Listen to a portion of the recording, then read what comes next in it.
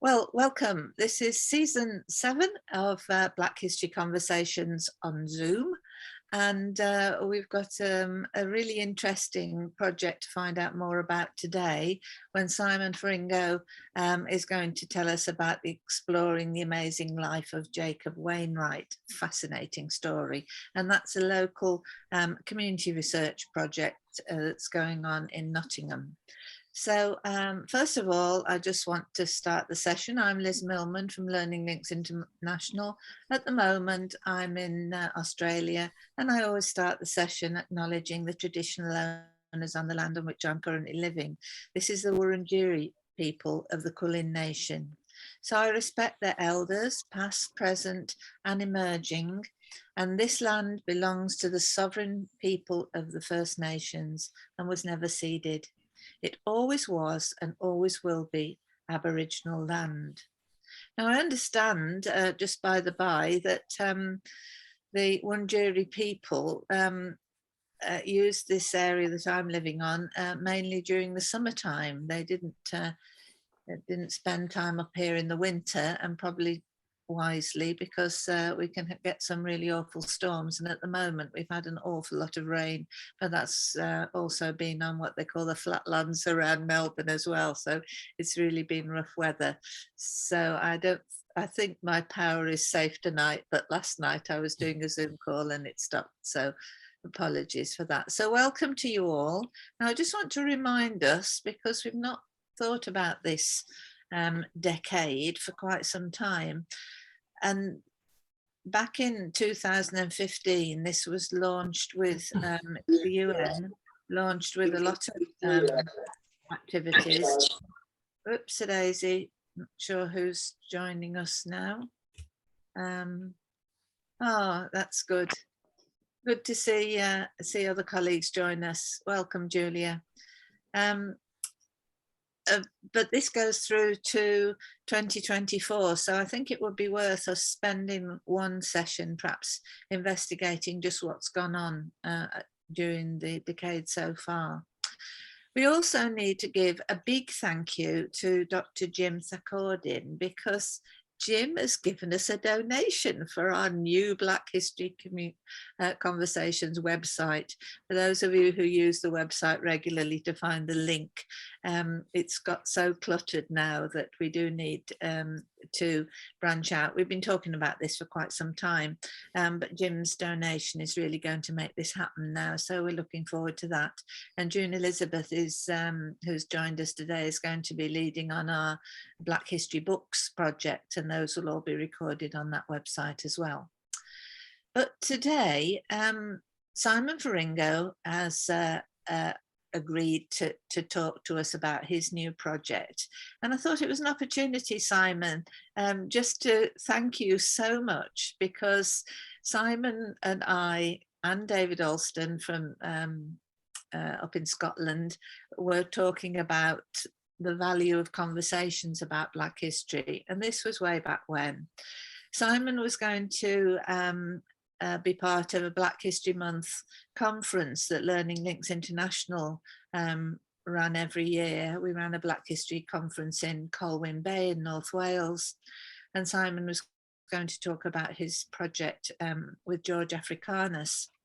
But COVID had happened and we were operating on Zoom. So Simon has recorded all the sessions. He manages all that side of it, and sends them to me, and we post them on the website. So I have to give you a very big thank you, Simon.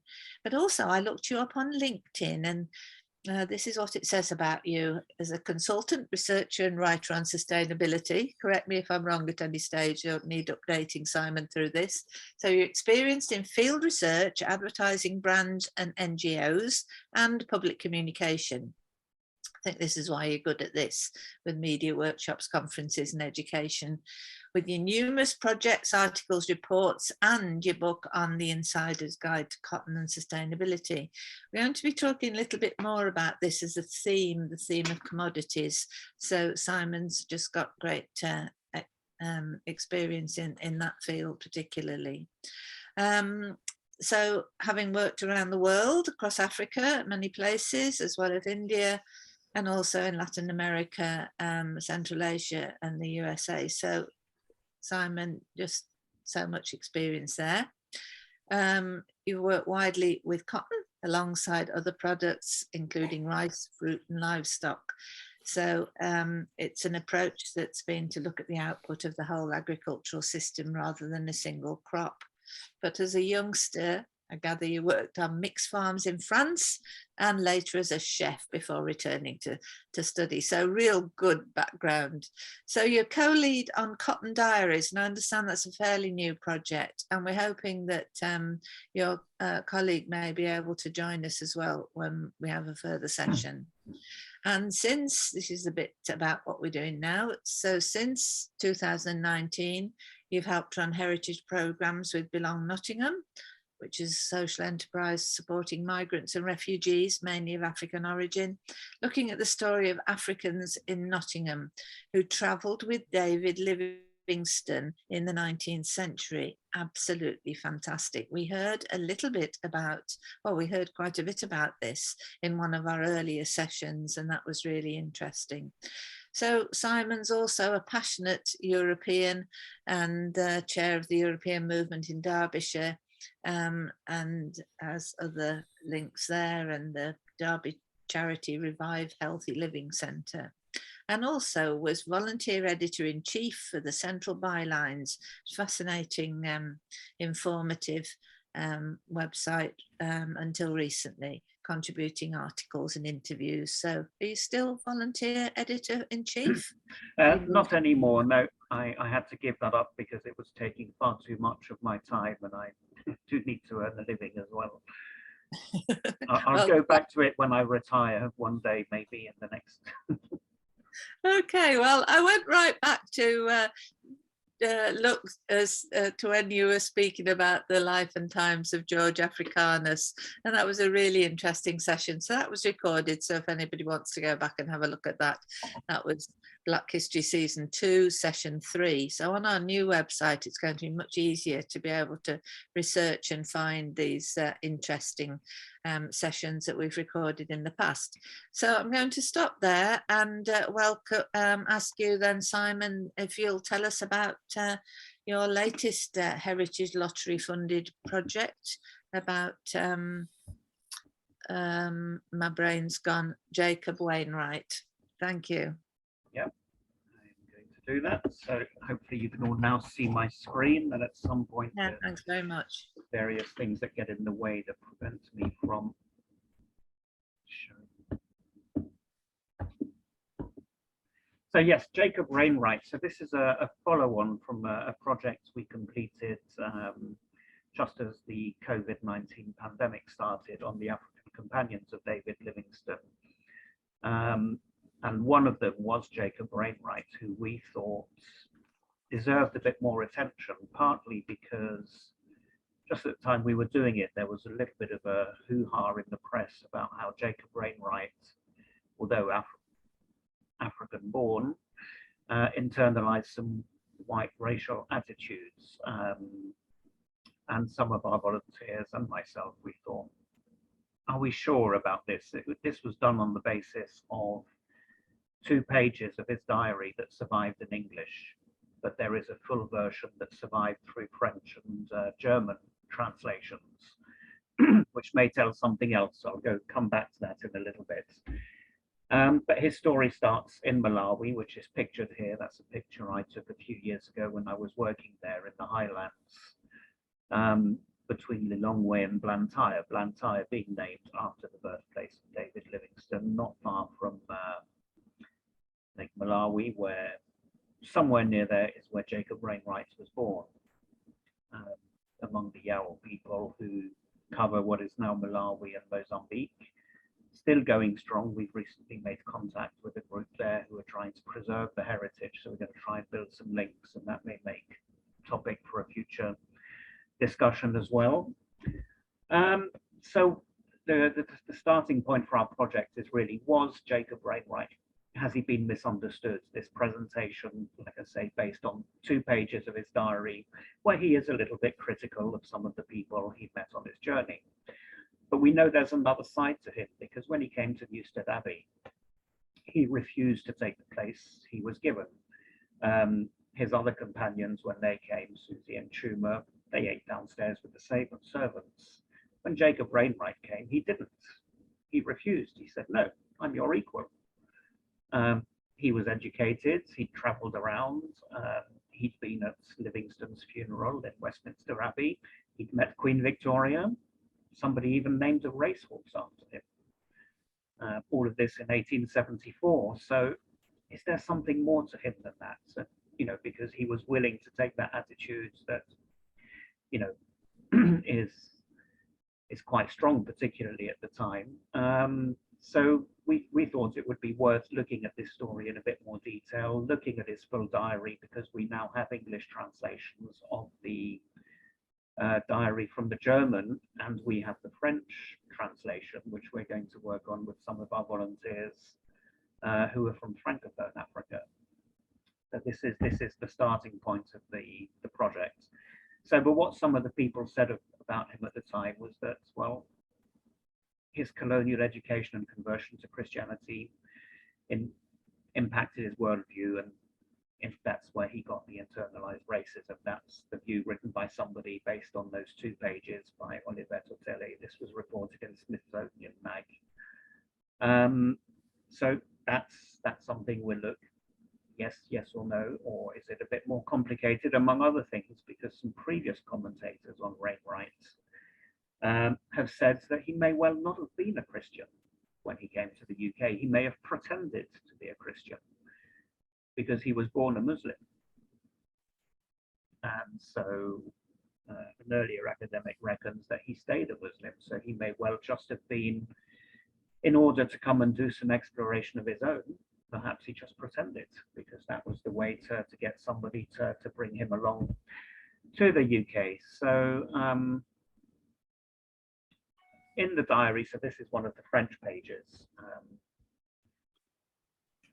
And here, he's not critical. He's talking about, he does use the word natives, which, yeah, these days we would say is probably unfortunate, but this, at the time, would have been part of the normal language because English is not his first language. But he talks about people that they meet who give them a nice welcome. He says they practice agriculture. They live on islands on the lake to protect themselves from more hostile neighbors. They are good fisher people. But there is nothing in this extract of his diary, which is not one of those published in English, which is at all critical of the people he met. On the contrary, he says they welcomed them. They live in a place which gives them protection, which has, although it doesn't have a lot of natural beauty, has ample resources, is home to antelope, zebras, and other animals. So it's purely descriptive. So this is where we suspect that there is a different side to the story. So in another page, he talks about crossing different rivers. And this is the work for which, by the way, he was given the medal from the Royal Geographical Society, which some of you who remember some of the discussions about Henry Morton Stanley will remember were quite critical about people like Stanley, who looked down on the contributions, or who they felt might have looked down on the contribution of African participants in exploration. So Wainwright received the gold medal for his contribution. And in this one, it does say that when they arrived in this area, this is a different place. Initially, there was a little bit of hostility from the people they met because they were carrying a body. And to a lot of people, that was not a good thing to do. But later on, they were visited by the people who brought them food, talks about millet, potatoes, flour, all kinds of beans, and so on. And the chief visited their camp.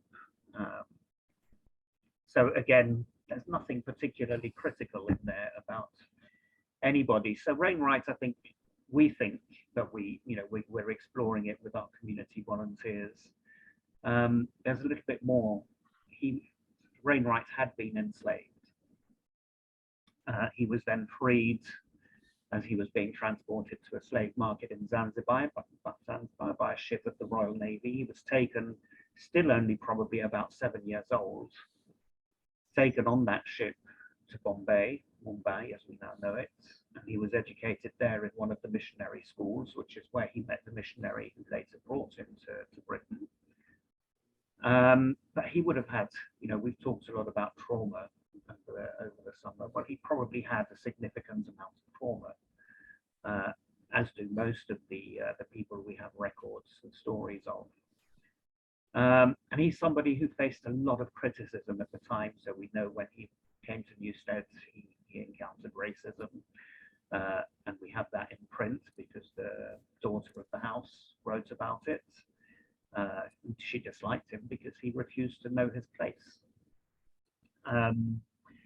Other commentators have said, well, he wasn't too bright. We mentioned some said he internalized white attitudes. But then there's others who say, well, he hid a lot. So again, he may just have been somebody who, in order to learn, was prepared to pretend to be different things to get where he wanted to go. And he does have a very, very interesting life after he leaves Britain. But as we've done our investigation, so this is the first thing we heard through the One More Voice project in the US, that there might be records in Derbyshire archives that hadn't been seen for a very, very long time. And so we went to visit, and we found this picture of Jacob Wainwright taken in London by Eliot and Fry when he visited 1874. So this has possibly not seen the light of day for decades. And we found a transcript of a speech he gave to the Lenten Missionary Society, May 1874, where he talks about his enslavement. The reason he does this is because they are still campaigning to end the East African slave trade in 1874, which does come to pass not very long after, thanks to the efforts of people like Jacob Wainwright and the missionaries he spoke to. So there's some questions, I'll come back to them about, but he talks about being sold by his own people. There may be some doubt about whether he was sold by his own people, but certainly he was trying to get a reaction from his audience. They talk about where they were sold, about the threats that were made if they tried to escape. So just a few pictures. I mean, the picture in the middle is the inscription that Wainwright carved to place over the heart and other organs of David Livingstone, which are buried in Africa. His body is buried in the UK, but his internal organs are buried in Africa. So there's obviously a lot of pictures of him with a coffin, with the coffin on the boat, but he was a pallbearer at the burial of David Livingstone in Westminster Abbey. So this might give you some idea that why he felt confident enough to say, I'm not eating with the servants downstairs, thank you very much. But it also shows that he was educated, could read and write. So that's a little bit about it. I'm just going to stop screen sharing now, but I'd like to read a little bit from the speech he gave in Lenten. So sorry, it's my mistake, I said May, it was June 1874. So he says, dear Christian friends, I have been requested to say a few words, and I feel great pleasure to have the opportunity to speak to so many. When I was 7 years old, I was sold by my own people at a place called Kilwa. I was sold to Arabs in the nighttime, in the evening, and they took me into a house where I saw a man prepared to whom to sell me. As soon as I went in-house, I saw the man receiving $1, about 4 shillings in the money of the day, and I began to cry. But the man told me, look here at this knife. If you make noise, I cut your throats. And this is what I meant about him having significant trauma, if you can imagine. And then I kept quiet, and the man who sold me went away. The next night, I was sent on slave ship from Kilwa. It took us 4 days to reach Zanzibar.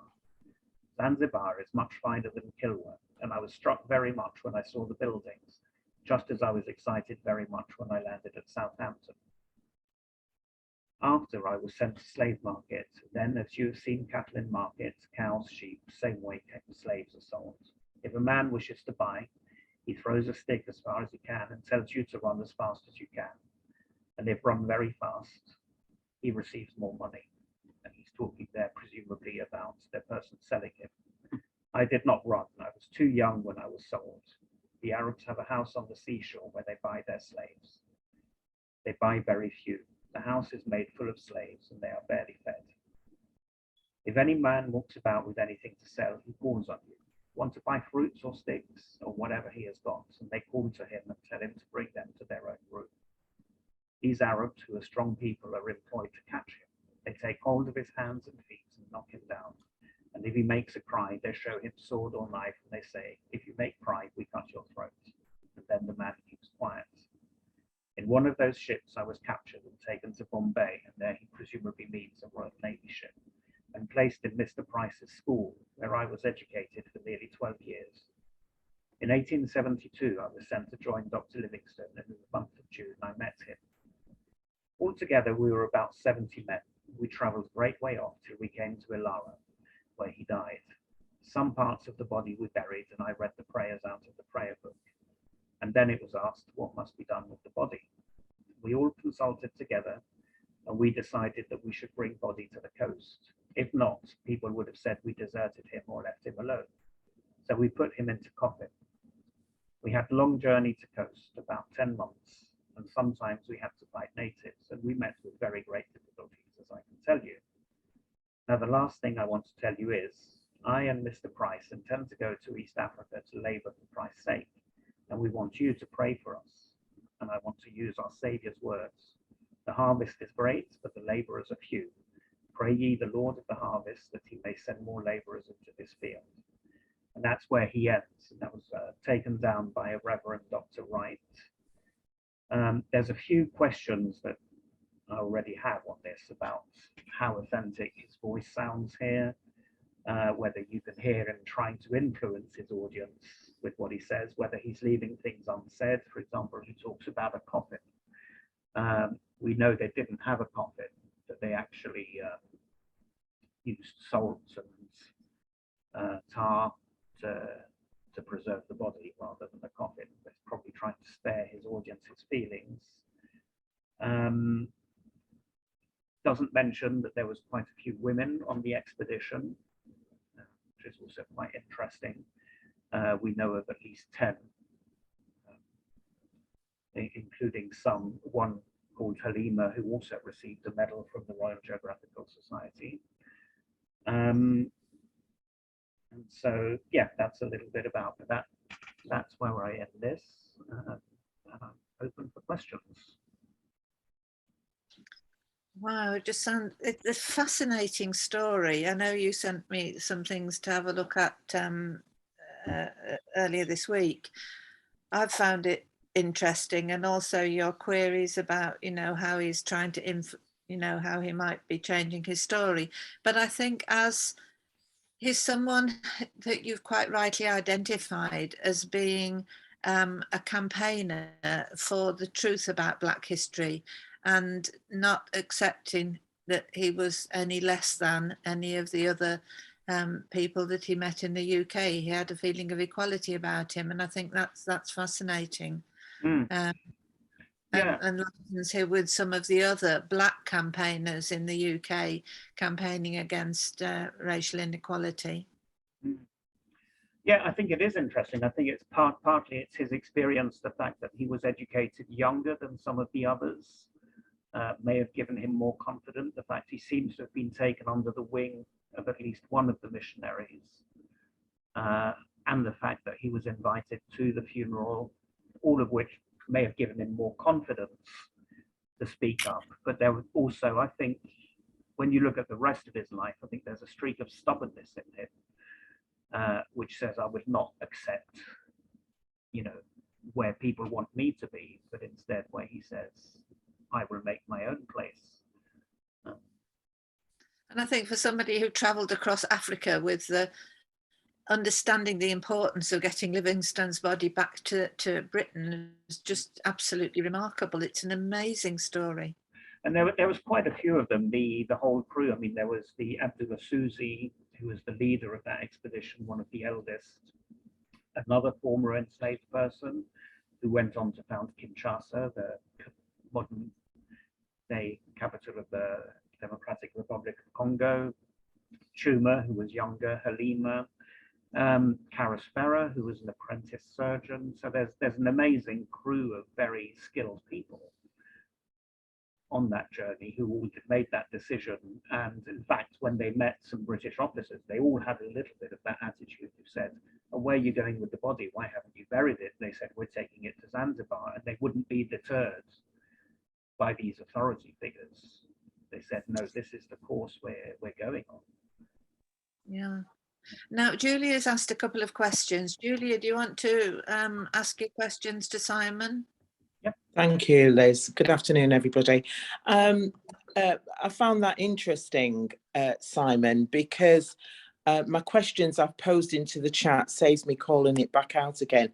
But isn't this customary? This is not something that any of us can not be aware of. If there is a close relationship between a man of Black origin to somebody who isn't Black, obviously Livingstone to be exact, that there would have been a lot of speculative raised eyebrows. Why is this close connection there? What is his interaction with him? Why is he, you know, as you said, being invited as a pallbearer and wanting to get the body back? That our history is so entrenched with a lot of smoke screens that I find it very challenging to get that truth out, because history does not lend itself to that. You know, the fact that those extracts written in either French or German, if you're not of French speaking tongue or German, to get access to truth that has been, we are creatures of if it's not in front of us, we can't accept it. So if it's in another language, it's not being shared. And I have to take my hat off to you for wanting to raise this to a platform so that people can dig a little bit more, investigate a little bit more, find out about the history, because the history is so buried, and it doesn't portray, you know, a Black man or Black woman's education and the survival, the right to challenge, you know, their counterparts or people around them, even of their own origin, dare say, because it makes them look more, not superior, but more advanced than they are, and what society or the economics will allow people to have access to. So I'm interested, because straight away while you were talking, I was doing a little bit of research myself just to bring myself up to speed. So I find this quite interesting, and I'm hopeful the next time I might be able to share something that I've taken the time to pursue and investigate myself. So thank you for that, Simon. If you want to answer the questions, they're in the chat for you. Yeah.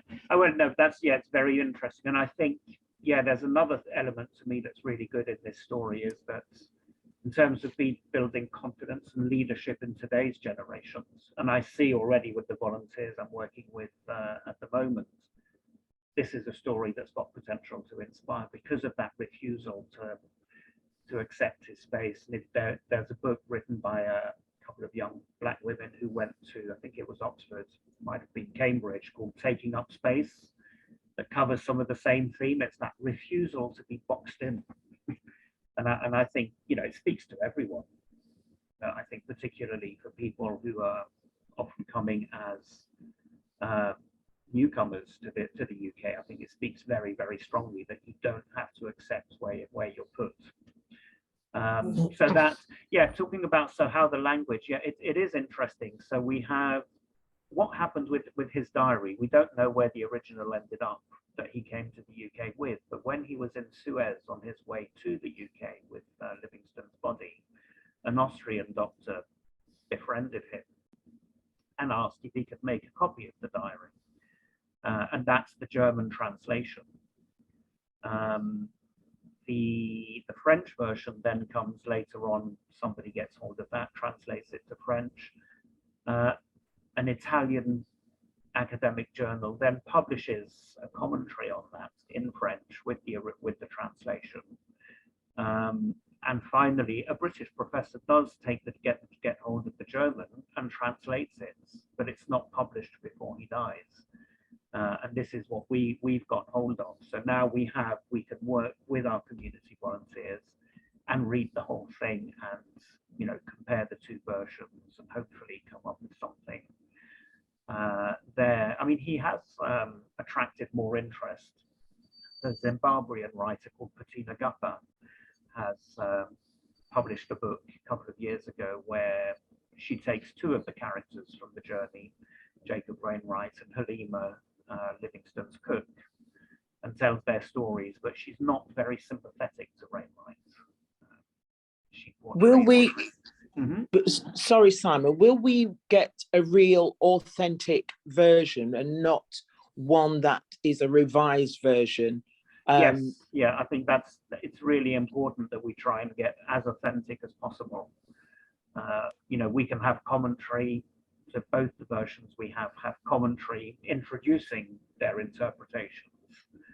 But my vision for ours would be to translate as far as possible the text, but have people from those regions as far as possible, maybe putting it in context, saying, does this look authentic?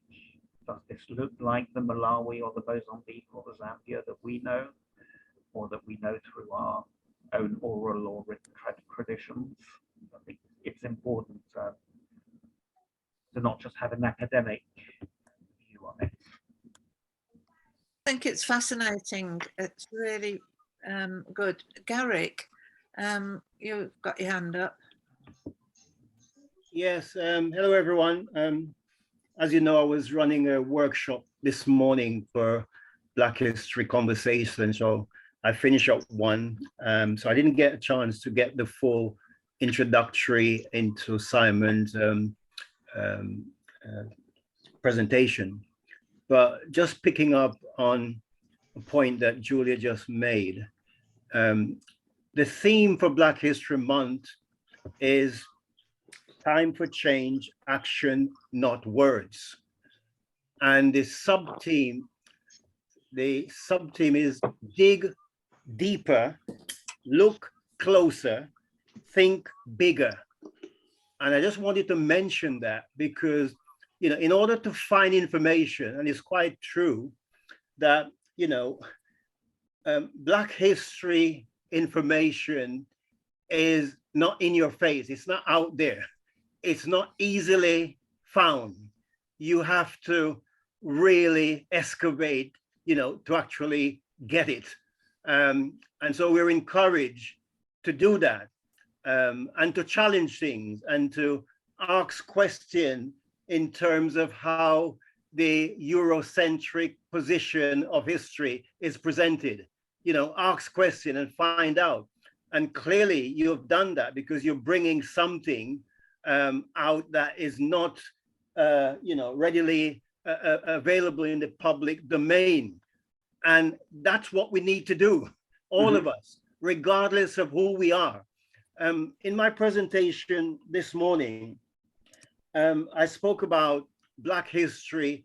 It's not in isolation. You cannot have a Black history conversation without a British history conversation, without an African history conversation, without a world history conversation. You have to have those connected because they're interrelated.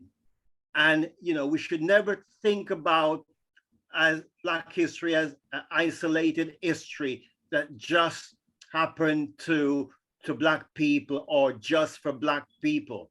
And in fact, next week, I'm developing the dual heritage agenda around Black history and how people from dual heritage need to understand both cultures. Thank you very much indeed. I think that's so important as well, isn't it? And for people who are dual heritage, have the opportunity to maybe even engage in research themselves is for both sides of the heritage really, really interesting. Okay, well, And bringing it to life. Yeah, oh, sorry. Sorry, yeah. Simon. I was going to say it's important, and I'll say a few words maybe after the questions about the Leicester Black History Tour that we joined last weekend as a preview to the ones we're hoping we might be able to do eventually in Nottingham. So I'll come back to that. Excellent. Okay, June Elizabeth. Can I just, so before we move on, can I just pick up on the dual heritage thing? Because to be honest, that's how I got into Black history, because being married to Roxanne, I mean, I've always been interested in history, but the history I learned at school and the history I was interested in was white history. But it was only when I married Roxanne, really, over 40 years ago now, that I started to realise that there was more to British history than I'd ever been taught at school. And I mean, once we had children, we both agreed it was absolutely vital that they should learn, you know, about both of their cultures, really, both from her history and the British history. We were pretty confident they'd learn the British history at school, but we felt that we'd have to teach them the Black history ourselves, and that's really how I got involved in it in the beginning.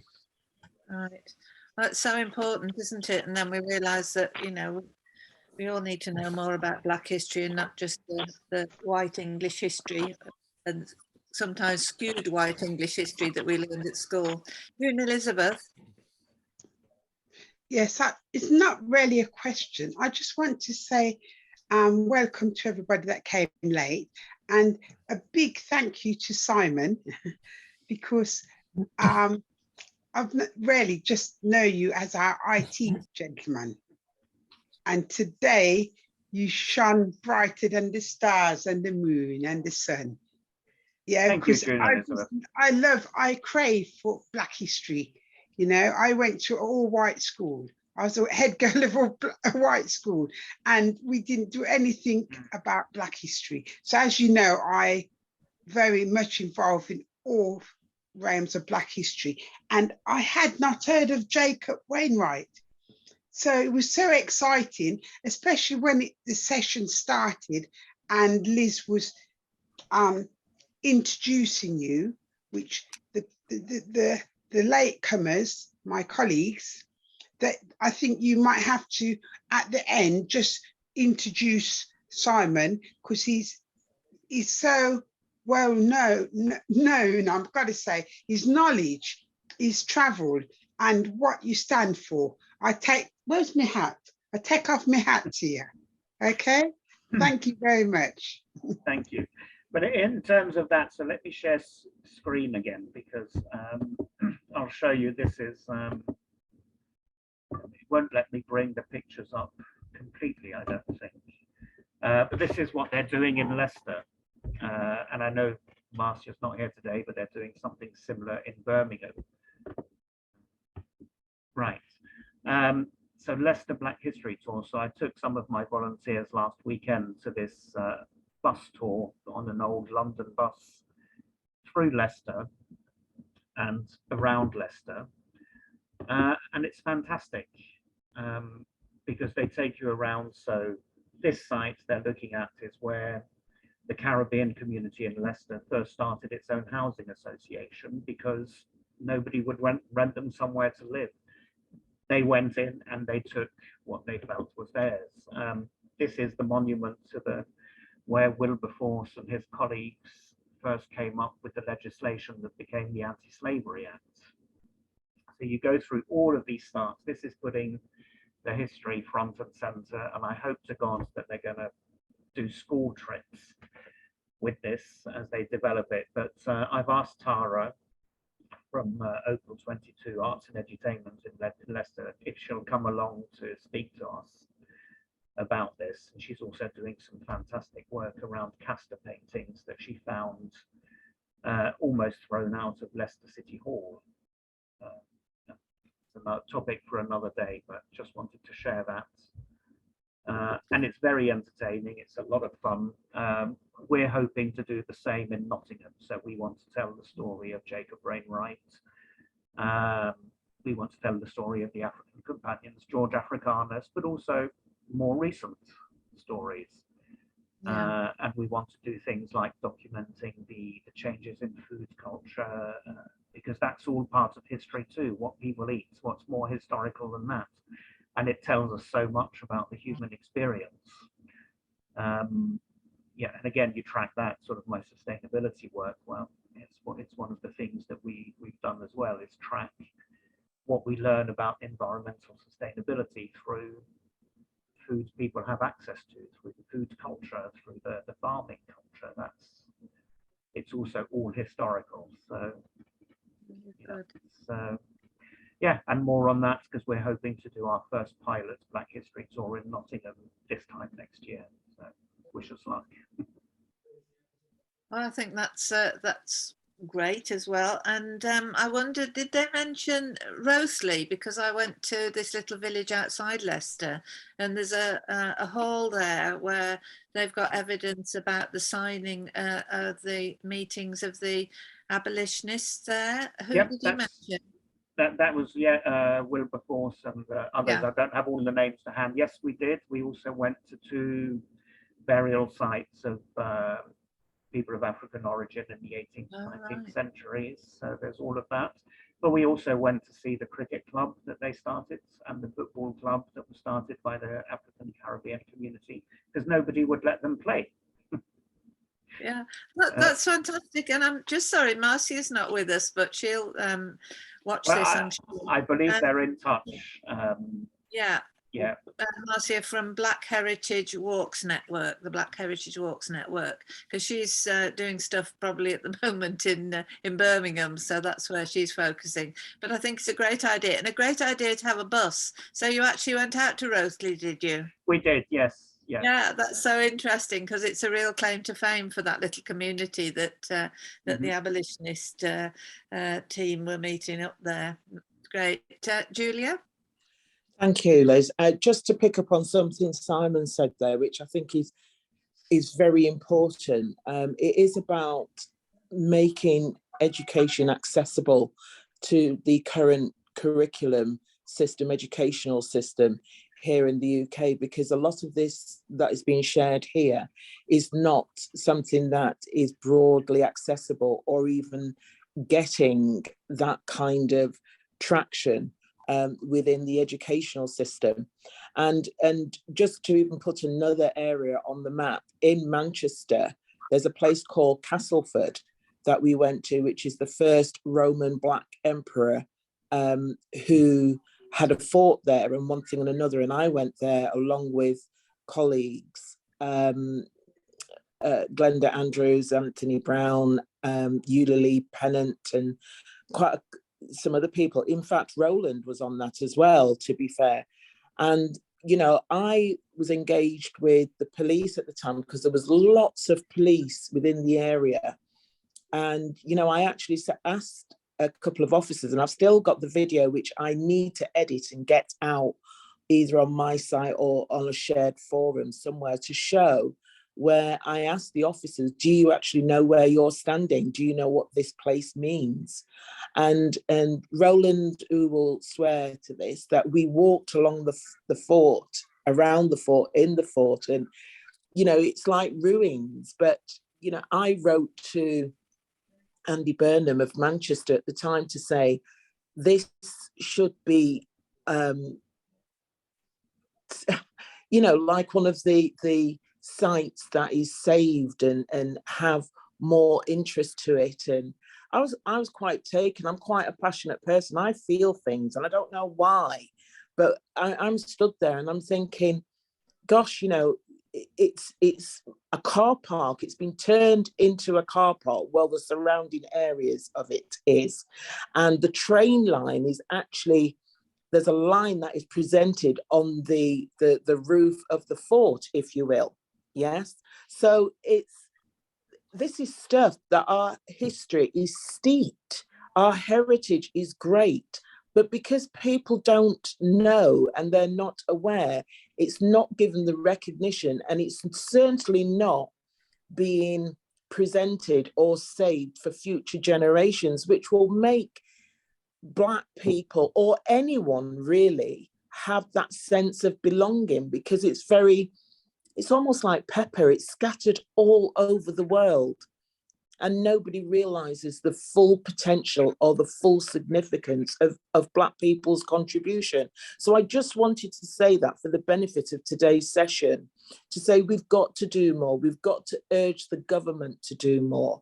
And I love people like yourself, like June Elizabeth, like Roland, like Garrett, like Simon, like all of us who are trying to do, and even Mr. Greaves, who I've just met by what he was saying and making reference to his wife.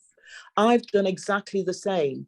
My husband is English, and I try and give him the benefit of just wanting to look further than the textbooks that he's currently got access to, so he knows.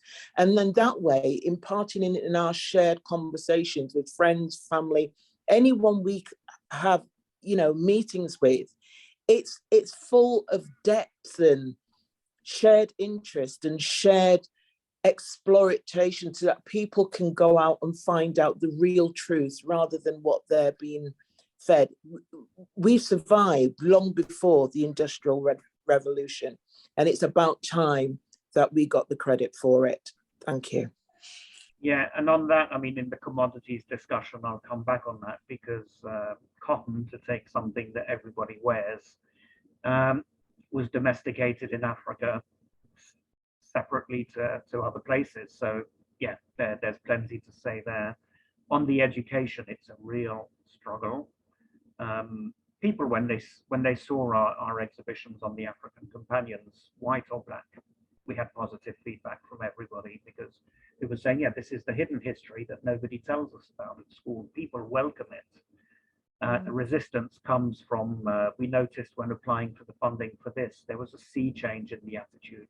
It was much harder to get through than previously. And I think that reflects probably the all of this anti-woke sort of dialogue we get at the moment, but we have to keep pushing, because it should be part of history. It shouldn't be separate. It shouldn't be something you have to fight for. It's everybody's history. And if you don't tell the full story, then yeah, I'm afraid it's propaganda. Garrett's just going to come in now. Simon. Okay. Yeah. Yeah. Just in relation to your bus tour, Simon, on the Black History calendar, there's over 20 different events taking place in Leicester. The Black History Tour bus is there. There's also Benjamin Floella, who's doing a really interesting session, which is the story of Leicester Caribbean Windrush community. So there's a direct connection there. And also there's some history about the sound system movement in Leicester. And there's also the One Love Rum Festival taking place in Leicester. All these events are listed on Black History Calendar 2022. And when I talk about Leicester, I always draw the attention to people that it's the only city in the UK where white are in the minority. And yes, that is the fact. And there's no other city like that. And what does that tell you in terms of diversity? How rich that city is. So I think, the bus tour is an excellent way of getting around the city. But there's quite a bit going on during Black History Month in Leicester. Mm-hmm. There absolutely is. Yeah, there are lots and lots of things I would have loved to go along to, but we couldn't. I think we had a discussion a couple of weeks back about Black History Month and how it came about, and whether it's Black History Month or whether it should be Black History 365. Certainly in Wales, there's a big focus on it being Black History 365, but they still recognise Black History Month. But one of the problems is, that during Black History Month, if you're a Black History activist, you end up spending your time doing your things like Garrett you're doing, and you can't go and get involved with other people. So I'm not saying our session today wasn't important and wasn't low key, and I appreciate the fact that it is a real conversation, because we need to be talking about how we can better share the stories of our shared history. So I'll just say thank you, Julia. Thank you so much, Simon, for that. That was absolutely brilliant. And we've got a couple of comments here, and Joanna Robinson says she's afraid she has to go. An eye-opening session. Thank you very much again. So that was really useful to catch up with her. So it's interesting that people are following the sessions. We've got about 170 people on the list. And Simon, what did you say for Maggie's session about cooking gumbo? I think it was. Yes, I think it reached 1,400 views so far, which is amazing. So we do need to have a look at this website. So thank you so much, Simon. That was absolutely brilliant. And I'm just going to share the screen now, if I can work this out. Right, here we are. Okay, and this is just to remind me to say to you, Garrett, that in Wales, you were saying what the English theme for Black History Month was: the time for change, actions, not words, dig deeper, something else, and think bigger. I missed something else, Garrick. Dig deeper, look closer, and think bigger. Right. Okay. And that's across the top of the website, blackhistorymonth.org.uk, just below the bar. Yeah. Now, Black History Month .org.uk, they do cover right across the 4 countries of the UK, but in Wales, they decided that Race Council Cymru, it's very much youth focused, and it's young people. The time is now, and it's very much a celebration of the young people, Black young people in Wales, which is great. But the history part of the past in Wales is something that needs to be covered as well. So now, I did say earlier, thank you to Jim Sakordin. I'm just going to stop sharing because I'm going to share with another site that we've got, which has disappeared. Where's it gone? Hang on a minute, I'm just coming back to you. I just need to sort out where that... So when you showed that site, Liz, would you be kind to just show the beginning of Simon's credential before anybody yes, has of to course, leave? of course. Thank you. I will. Let me just come back to that. I just need to make sure. Yes, I've got the PowerPoint there. Yes, I won't read it all through again, but I could send it to you if that would help. Share the screen, right? I need to talk to myself to get it done. Yes, it was great. We were saying that not only Simon got all this consultancy research and background on sustainability, but he's also written, and his special area is cotton, worked across the world, worked with about other commodities as well, like rice, fruit and livestock, looking on the output of the whole agricultural system rather than a single crop. And I think world trade is such an important issue, and Simon's really very knowledgeable about that. He leads on the Cotton Diaries, and is also an active European. And I think we saw that seeing you live there, Simon. That was really great. Thank you very much indeed. We don't catch sight of you all that often. Right? Okay. Now, European and world citizen. You know, I European and world citizen. Wonderful. I take that badge with pride when they call us the citizens of nowhere. Good. Well, it's important, European and world citizen.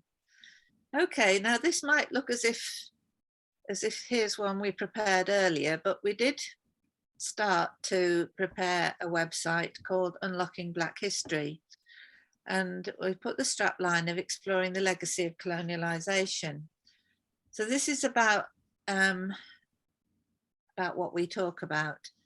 And we use the Sankofa illustration there, which is an African symbol. Now, we produce this was produced for us by Spanglefish, but I can't operate it properly on my laptop. So I'm afraid that it kind of got caught until we could find a way around it. And we now have another web designer who's looking at seeing whether he can do something with it. So we'll work on this, but I just wanted to explain to you what we were doing and get your views. Now, I can't see you while I'm talking, so just shout out if you want to anytime. What do you think about the name Unlocking Black History? Is that a suitable title for a website? It's interesting, Liz. Just this week, Sir Lenny Henry made a statement in the Independent that Black history should be accurate history month, because that's when we learn the actual real history. So it should be accurate history month. There's something to think about. I think that's lovely. Where was that, did you say, the article? The Independent. It was published on Tuesday this week. All right. Liz, I would have said use the title Black History Unlocked, because it's been locked away for so long that if we use it, it's just it's just a suggestion from my part, but I think that would really have traction and people would gravitate towards it. Yeah, I mean, that sounds good. A couple of years ago, we were focusing on untold history. So we literally did a lot of focus on the untold side of history. And that has been out there for a number of years. There's lots and lots of stuff out there, Garrick, I agree. But one of the things that we've got along the list here is links. So we haven't got anything on yet. So that we can link to things like the blackhistorymonth.org website and things that people have done in the past if they've still got it there. So this is how it looked. We just use this as an example, the story of the Reverend William Hughes and the African Institute. And there's lots more to know about that, because now Professor Robert Burrows, who spoke on one of our sessions some time back, he should now have finished his book. And he's written a book about the students at the African Institute in Colwyn Bay. And then somebody else who was on the session said that that there were also Black students in Glasgow, I think, and there are some photographs very similar to this one of the Reverend William Hughes. So we looked at that.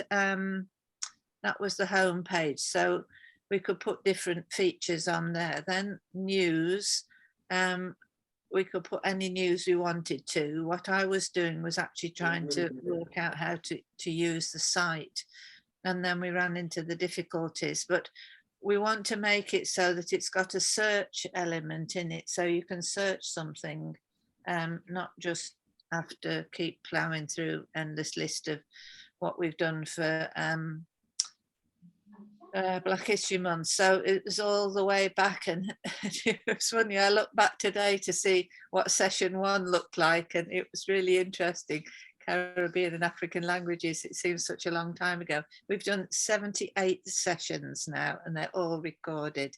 So so I'd started listing all the sessions there. I mean, this is, you can look at this website, but it's not finished, and it won't be the one that we eventually use. It's BHC, Black History Conversations.spanglefish.org/news.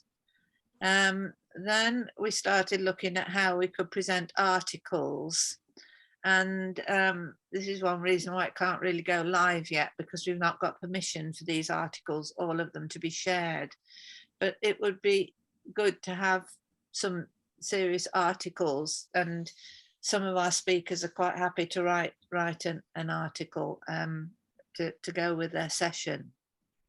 So I'm particularly concerned. We've found it really difficult to find any or to get speakers from Ireland. We did have one guy and he was really good, but we really do need to understand more about not only the history, Black history links with Northern Ireland, but also the south of Ireland too. So that was how it looked. And Chris Evans said we could use one of his articles. I think it was from the Conversation. So, well, perhaps just wrote it. I think he wrote it for our project, so we had the right to do that. And Professor Sati Fwatshat from the University of Jos wrote this article on the colour burden and the African response, which was really interesting. So you can click on this and then get into it, right? Then, June Elizabeth, we've got books, Black history books. So we could you know, put the cover of a book if you're allowed to do that, and then click on it and you can find it and then put a link to wherever. And my colleague, Garfield Robinson from Promoting Our Heritage is a Black bookseller based in London, and he's Promoting Our Heritage is about Jamaican books, but he does a lot of others as well. And he said he might come along one of the sessions and talk with us about what he's doing and recommend, but we could keep adding to that. Then the one about links, which will be really useful. And then the archive of the Black History Conversations shouldn't be on the page it was on before. It should have been on that page. So that was what I looked at originally. So as we go through these sessions, I hope that we'll be able to you know, take that idea, Black History Unlocked, with the new web designer and work out how we can make it work. Okay, so I'm not sure who was first, Garrick? You just mentioned, Liz, about Ireland and trying to get speaker from Ireland. Have you been in touch with Queen's University? I have made several attempts in the past unsuccessfully. Right. I did find somebody who was happy to speak to us from, I think it's called Museum, I think it's Museum Aid. Anyway, there was a charge to it, and we've never had to pay for anybody because this is a non-funded activity. Yeah, I think that there is a difference, obviously, for academic being charged. But there's also University of Liverpool have a dedicated Irish department. And, you know, I've used speakers, you know, from that department. As you know, Black history and Irish history in Liverpool is very much interconnected. Yes. And so, you know, we always, you know, do sessions together. So I could inquire whether there would be any charge. If you sort of send me an email as to what topic you're looking for, I will try and get in touch with my colleagues and see what they can offer. That's excellent. And what we were thinking was, in the future, as we get down the track, that if we have a speaker, we could do it so that, I don't know if you know how to do this, Simon, so you can have just the speaker and an interviewer on the screen. So you record just that. So we talked about just recording, not all the chat bit in betweens like this. I have to do a bit of research on that to see how we we can work out how to do that. Watching how other people are doing things now on Zoom, we're all getting better at it, so we're getting a bit lazy with it, I think. But thank you very much for that. The other big source of information about the Black Irish story is in the States, and there is an Irish university, and I see what they're doing, and here they had a very good conference last year, and we promoted that. And I think a few people may have looked at some of their sessions online, because there is now so much information online. So we also need to go back at some of the recommendations from the past for sources of lectures and things. So thank you for that, Garrick, very much indeed. Julia? There's two things. One with recently I've been contacted again to ask would I consider becoming a magistrate. And the reason why I say that is because you can get some decision-making guidance in the courts, and having black and brown representation there in an area where we are not readily available would be a consideration going forward. Now, it is in a voluntary capacity, but they're asking, would I be interested? And the answer to that would be yes, because obviously for me, if we can prevent somebody from going to court, to prison, pathway to prison would be advantageous with the correct level of support to deter them from crime, or based on the level of the crime, should I say. That would be a consideration going forward. Secondly, as one of your links that you could probably make use of is to contact Nubian Jack. He's going round and having blue plaques put up. 76 blue plaques have been raised and affixed to various parts of the UK. And it would be useful to see if he would come on and just give a talk about what he's doing. His goal is set for 100 blue plaques, and doesn't that sound crazy? Because there is lots of contribution that would warrant 100 blue plaques going about, or it would give people a source of identity to say, yes, somebody who served in the First World War, Second World War, fire service, did this for their community and lived in a community for over 50 years. The latest one that he's just done is in Camberwell in London. So I just thought I would share that, because that, is a useful tool going forward.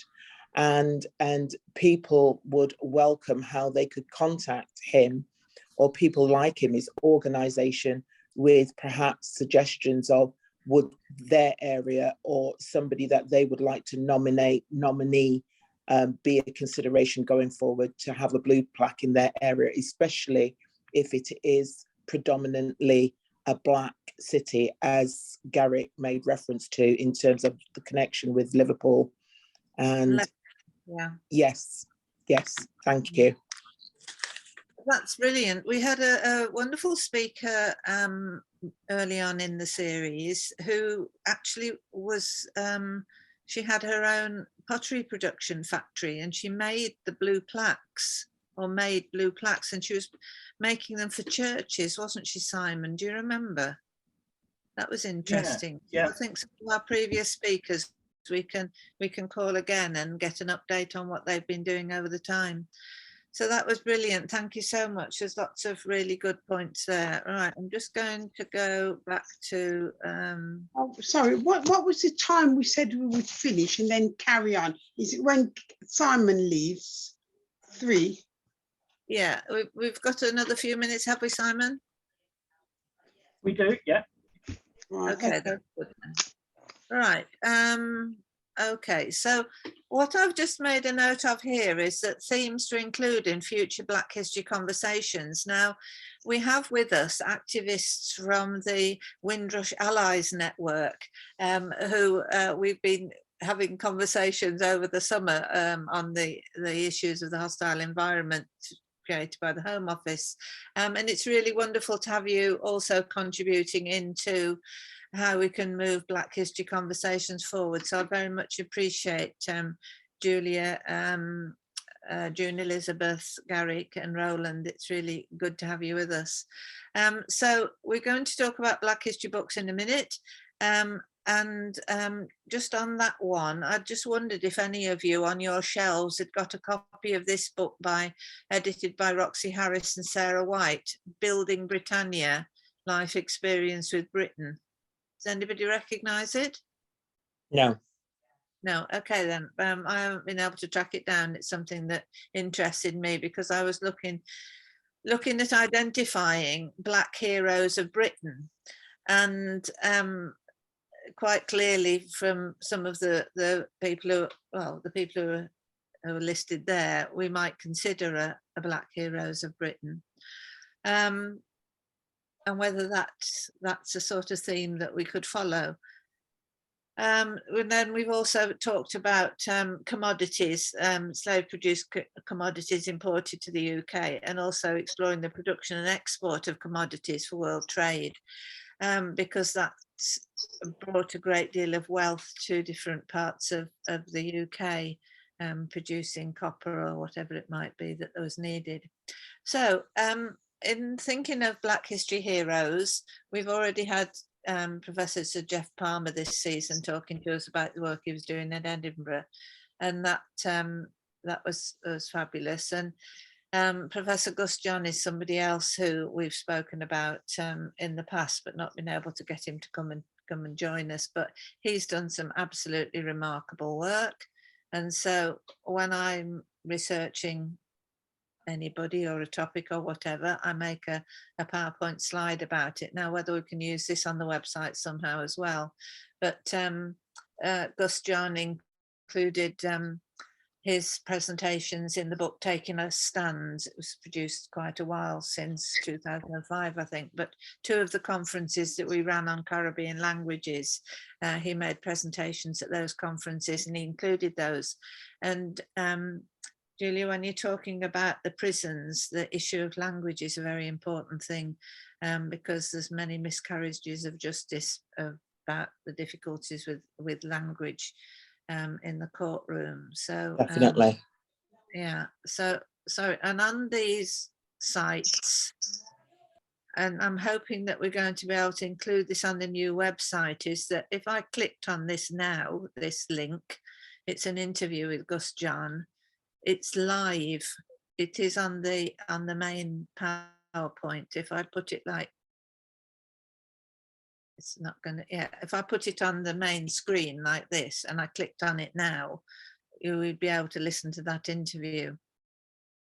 So that's a skill that I've learned over the time. But also, I think we ought to recognise outstanding Black history activists. I think we might have a few amongst us on the screen, but I especially want to speak of Chris Campbell, who sadly passed a week or so ago. He was he was a real gentle giant, Jamaican heritage. I knew of him in Wolverhampton, and then he moved to South Wales to be with his family. And he was chair of the South Wales Jamaica Society when we set that up there. And he's done some really brilliant work. I think, David, you might know of him through the work that he's been doing with the armed services, I'm not sure. So respect and recognition to Chris Campbell, and perhaps one time we'll say a little bit more about what he's done, and to recognise not just outstanding Black history activists who've passed, but are present as well. And then Black history campaigners from the past. So I think we ought to include Jacob Wainwright as the first one on the list there, Simon. And you're going to find out lots more about him. So it's about interrogating Black history in different ways. Okay, are you happy enough with that? How Yes. we do? Yes. Yeah. Do you want to come in with something? To me, no, Gareth. Liz, you want me to? Oh, Gary? Julie. Oh, yeah. Chris Campbell, has he got a family? Yes, big family.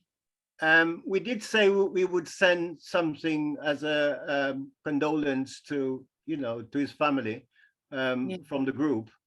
Yeah. And also, is anybody continuing the work that he'd been involved in? Do you know? Chris is very much involved with Race Council Cymru, and also he'd got 2 projects that he was particularly passionately interested in. One was to do with engaging the armed services in recognition of the contribution made by Black people in the war efforts, and he's really been they've done a lot of work in South Wales on that. So he worked really closely with with Race Council Cymru on that, so I'm sure that work will continue.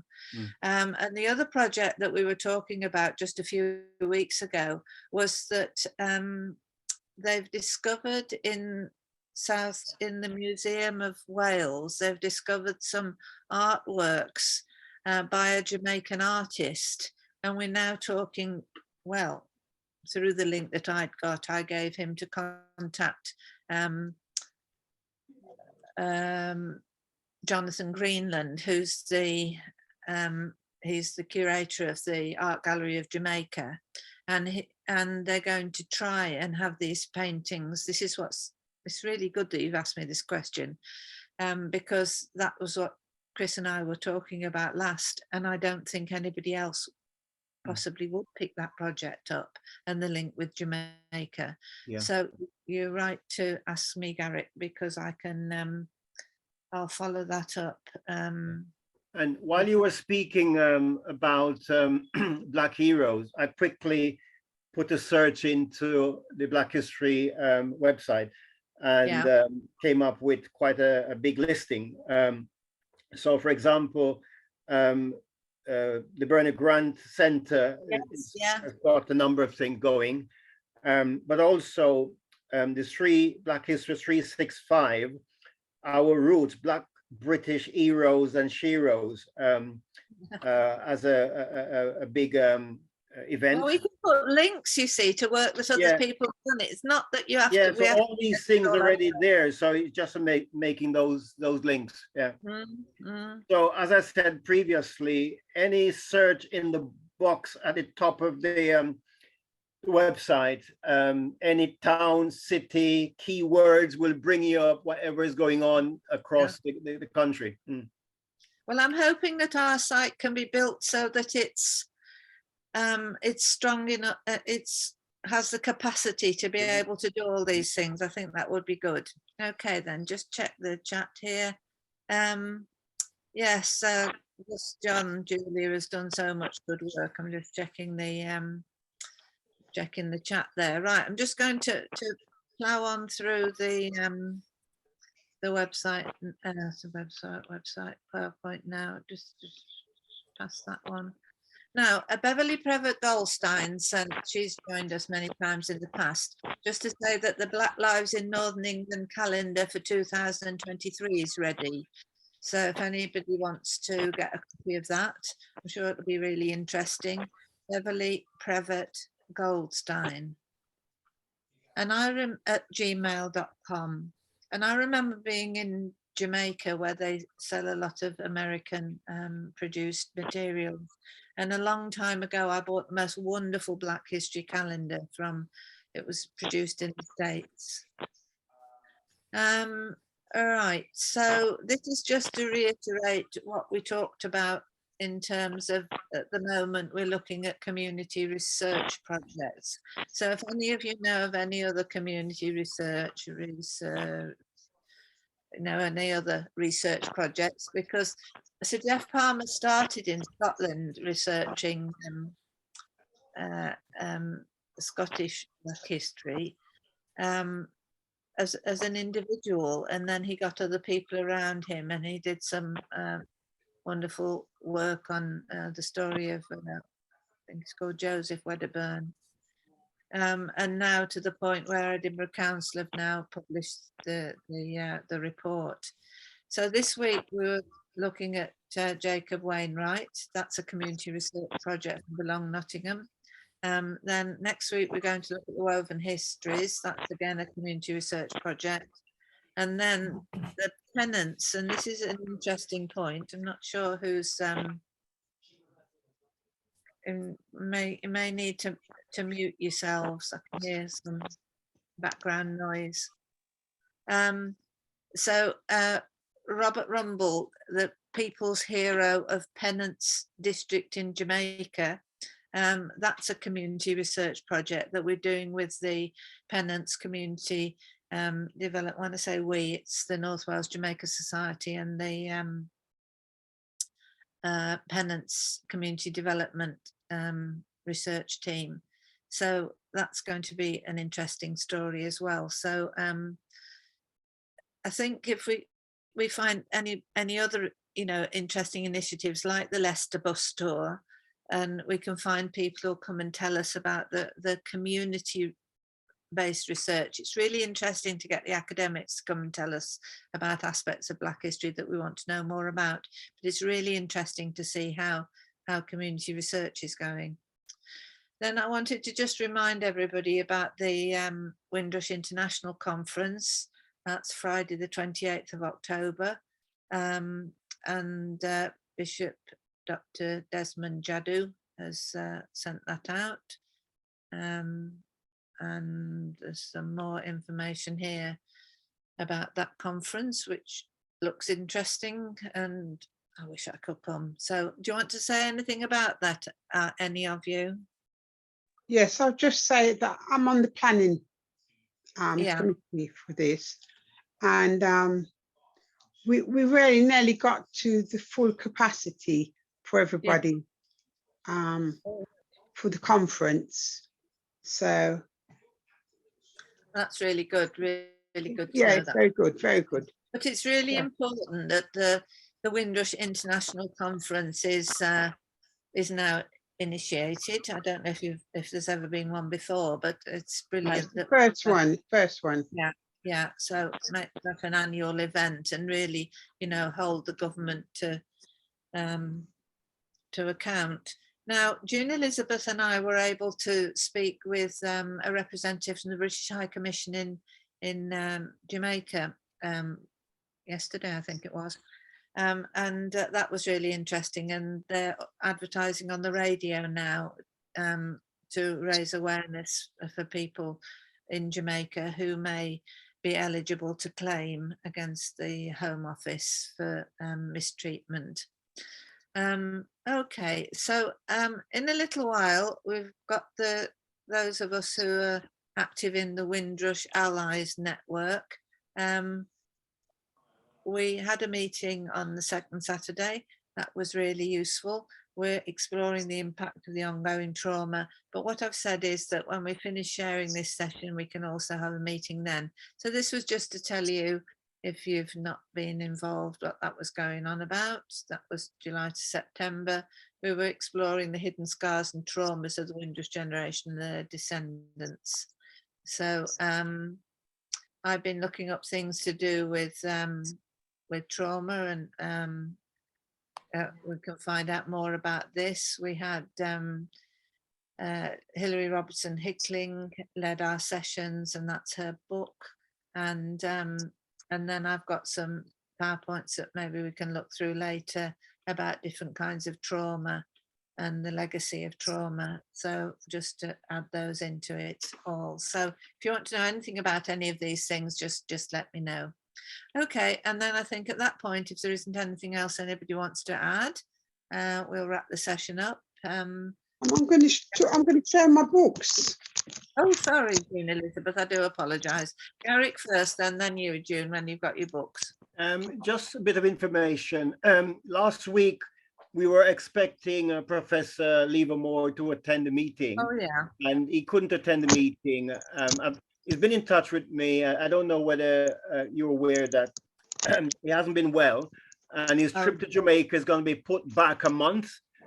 He's having an operation shortly, and he's not able to travel at the date that was arranged, which would have been I think this week sometime.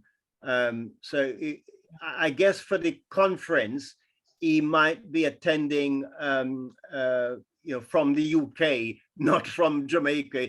It was intended that he would log in virtual while he was in Jamaica, but he will be still in Birmingham on the date of the conference.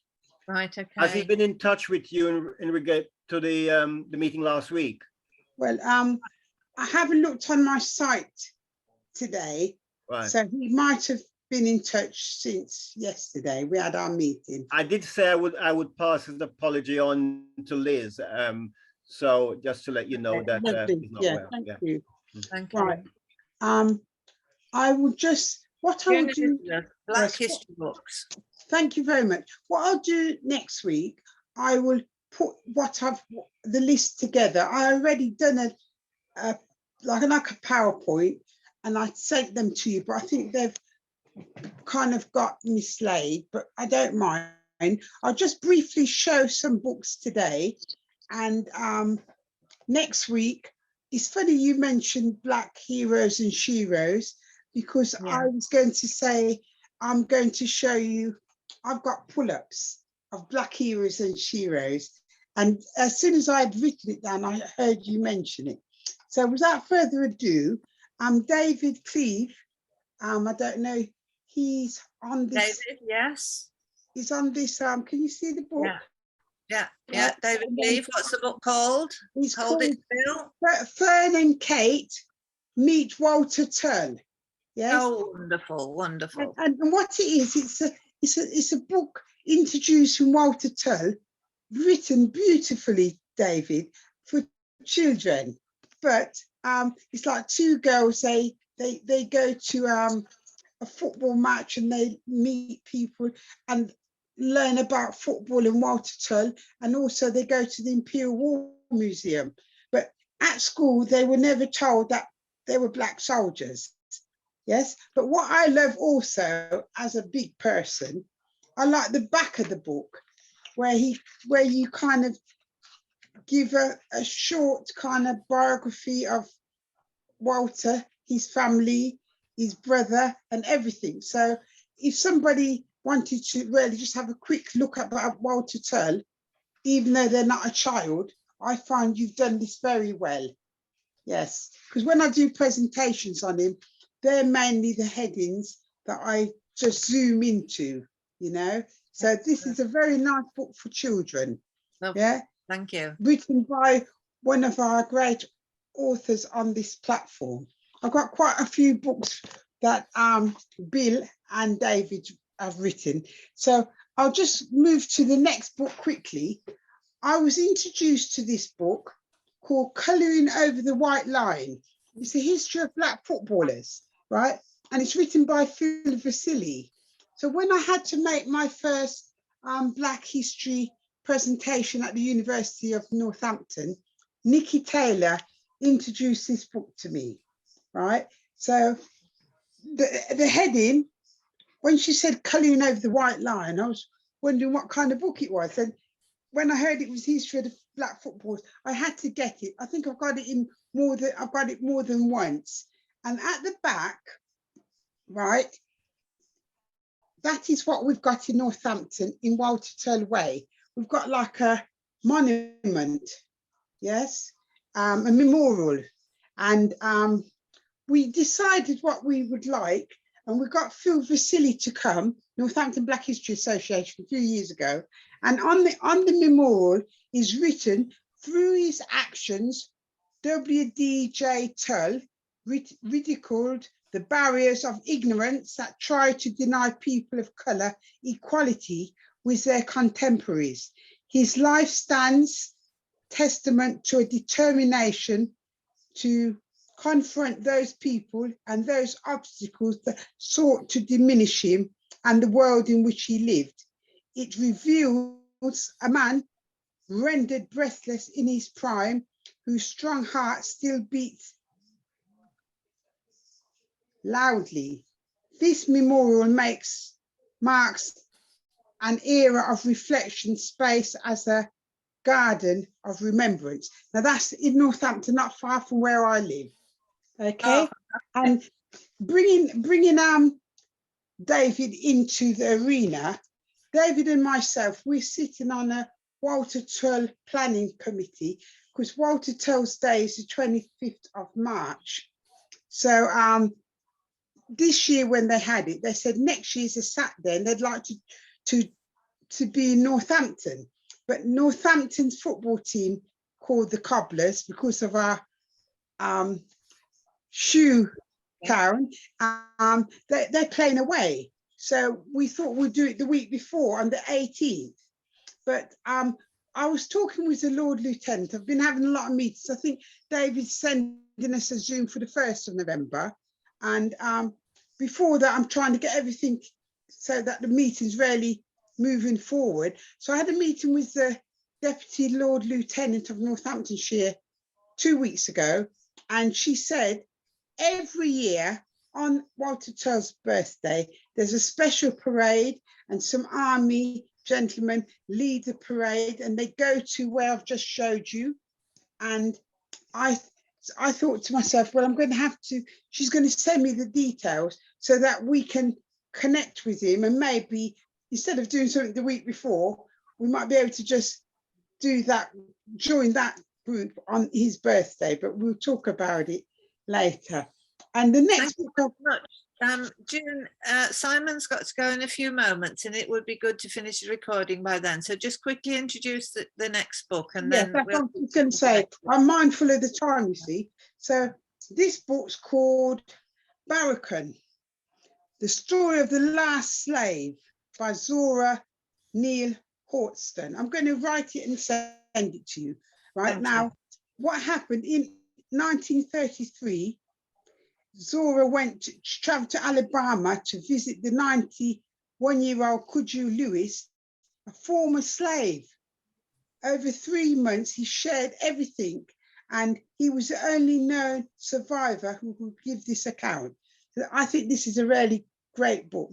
My niece gave it to me, right?